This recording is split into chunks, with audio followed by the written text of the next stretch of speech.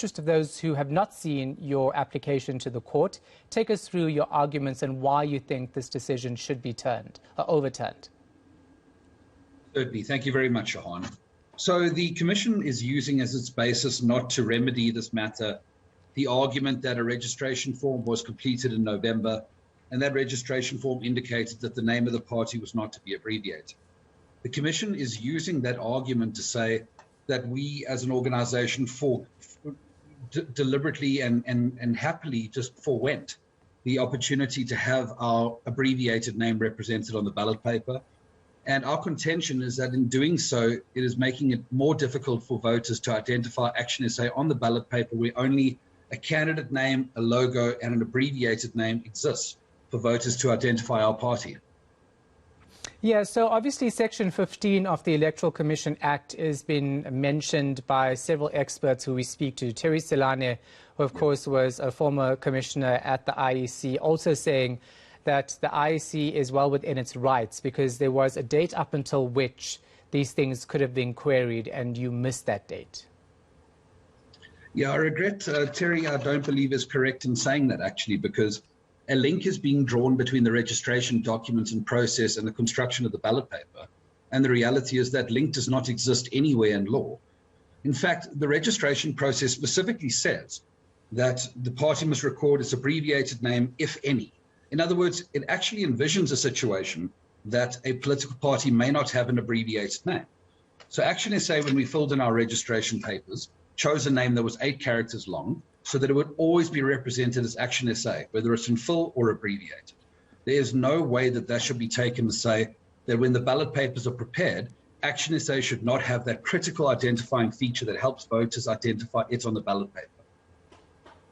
So when is this matter being heard? Because I'm just looking at my calendar, about 3.5 weeks until Election Day, right? And obviously we know ballot papers take some time to print, given the large numbers that we're expecting, or hoping for, I should say. When is this being heard? And if this is ruled in your favor, is there enough time for the IEC to even make these changes? Certainly. So we've asked for it to be heard on Friday, recognizing how incredibly urgent this issue is. I see in the IEC's response today, they've asked for Monday.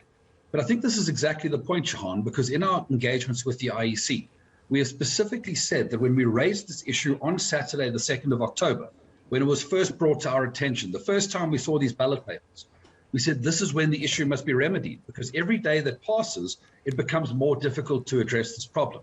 And it's going to be in bad faith if when it could have been addressed, it wasn't, and when the courts instruct the IEC to address it, there's now an argument that it may not be possible. So, Michael, I'm looking at that logo behind you, right? That logo is going to be on the ballot paper as things stand. Is ActionSA next to the logo, those words, is that going to be next to the logo or not? No. So as it is, the circular logo will be on the ballot paper. The name of the ward candidate will be on the ballot paper.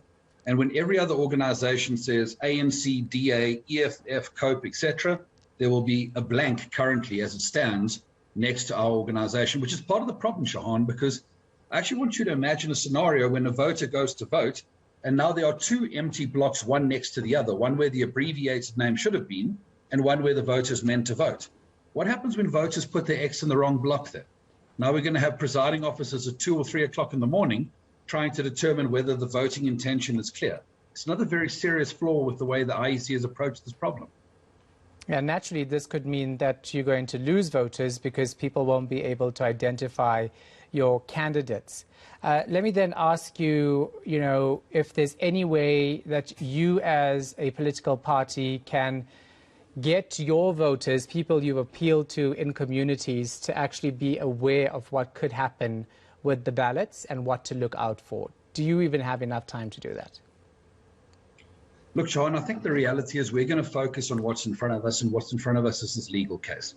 We have pulled together an excellent legal team, and our legal team has indicated that they're very confident with our prospects of success.